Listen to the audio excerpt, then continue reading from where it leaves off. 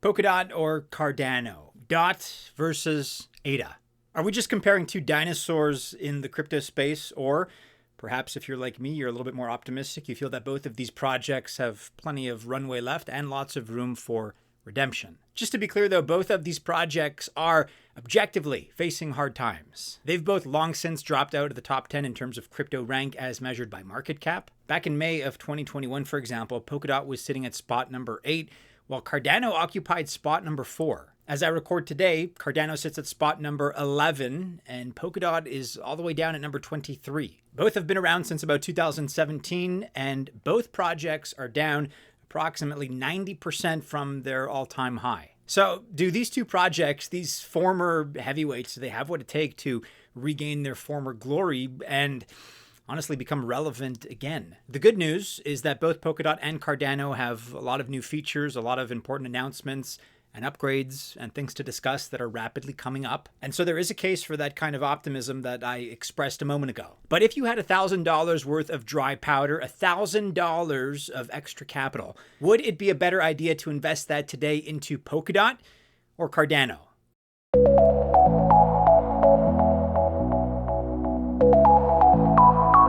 Welcome to the channel. My name is Maddie and this is Altcoin Buzz. All the best of luck if you choose to invest. As always, I mean that genuinely. Just remember that I am not a financial or investment advisor, which means by extension that this video is not official financial or investment advice. Both of these projects have quite a bit of crypto history. Polkadot released its white paper in 2016 and had its mainnet go live in 2020, a few years later, whereas Cardano went public in 2017. The founders for both projects were also Ethereum founders. That's Gavin Wood for Polkadot and Charles Hoskinson for Cardano. So in a lot of different ways here, there's similar pedigree between the two of them. We've covered both chains extensively here on Altcoin Buzz. A couple of months ago, we examined Cardano in this video, and actually I just covered Polkadot a little bit more recently. In case you missed these two videos, individually looking at those two projects respectively, check out the links that I'll include in the description below. So yeah, both of them definitely go back quite a ways. However, as already mentioned, the crypto sector is dynamic, meaning that if you don't pay attention for a second or more, if you nod off for whatever reason, you're very much left behind. All the time and pretty much every day, there are new projects that are popping up left, right, doing all kinds of impressive things with better and better technology. Not all of them, however, can deliver what they promise. Some can, however, to be sure.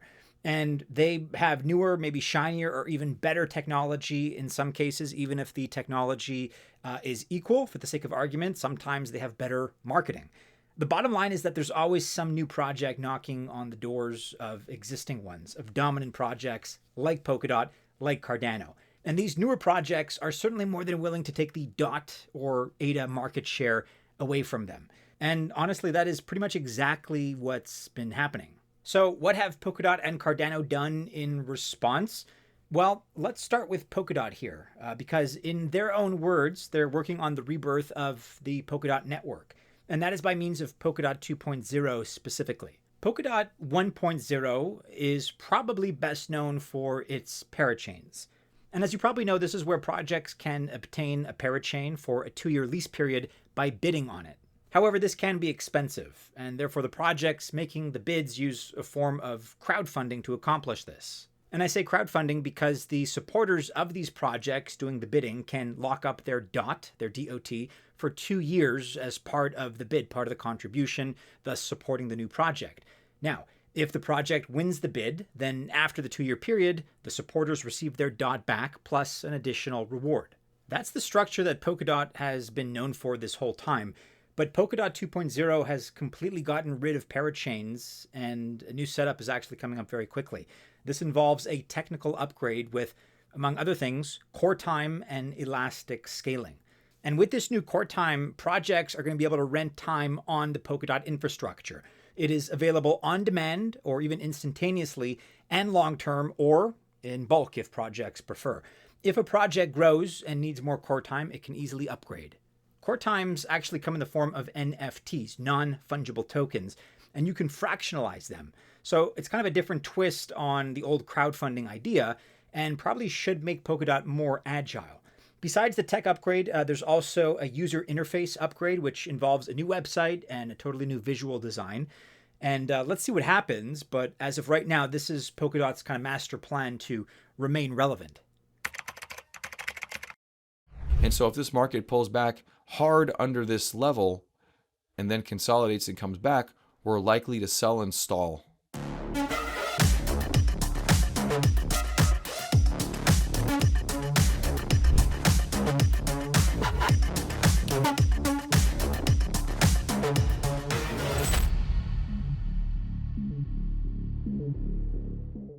Let's now talk about Cardano's response, who are doing things a little bit differently.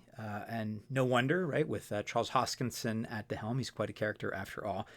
And you know what? To his credit, I guess I'll say he's not afraid of the occasional drama. He's not even afraid of frequent drama. Now, that may not be everybody's cup of tea, but ADA holders, I think you could say, are particularly loyal, even in the crypto space, because if you look at this here, we have currently 73% of ADA holders are holding their ADA for at least a year, so a year or longer. Another improvement was that MetaMask added a Cardano snap, meaning that you can now use your MetaMask for your Cardano transactions, which is great, but there are also two other major events that we've seen happen recently. The Chang fork was the first one. This is part of the roadmap, by the way, which brings governance to Cardano. Cardano, to zoom out a little bit, had 5 different eras on its roadmap, and the Chang fork is really the last step here. Byron was all about the foundation. Shelley brought about decentralization. Gauguin introduced smart contracts for Cardano.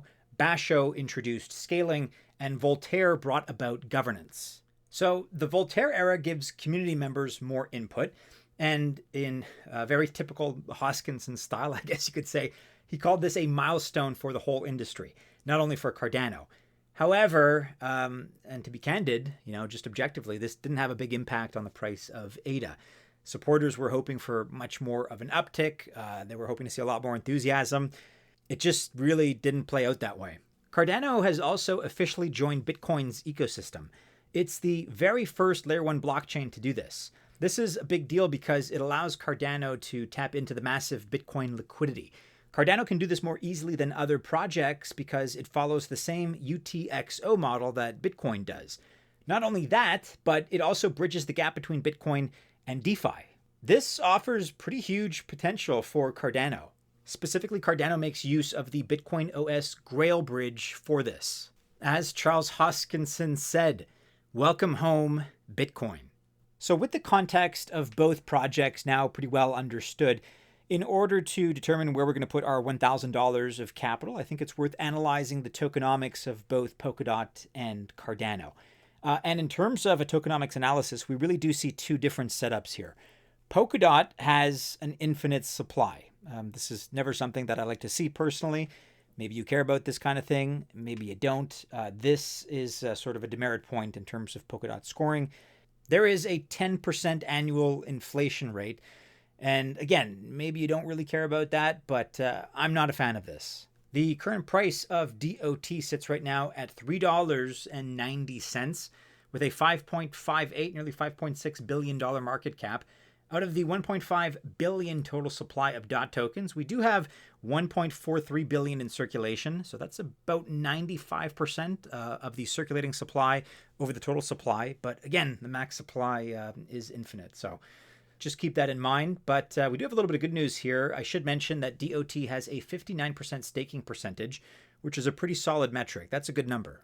Cardano, on the other hand, has a fixed token supply of 45 billion. However, after 6 years, there's still only 85% of ADA unlocked. Now, that being said, I'd like that number to be higher than 35.7 billion, but I think overall that's better tokenomics. Again, all else being equal, better to have 85% unlocked than an infinite supply, as far as my opinion, as far as my point of view. That's how I see it. If you disagree, that's fine, but that to me is a lot stronger than the infinite token supply of DOT. Now, the current price of ADA sits at 33.5 cents as I record right here, with a market cap, as you can see, of 11.99. Wow, nearly $12 billion. So in this case, neither project really reflects the greatest tokenomics, but I would have to give the edge here to Cardano. All right, so ultimately, Where am I putting that $1,000? Here's the truth. To be honest, I would not buy either of these two tokens right now. There are just too many other solid projects with much more potential and, like we talked about, better technology. In a way, both projects are kind of like dinosaurs, kind of outdated right now.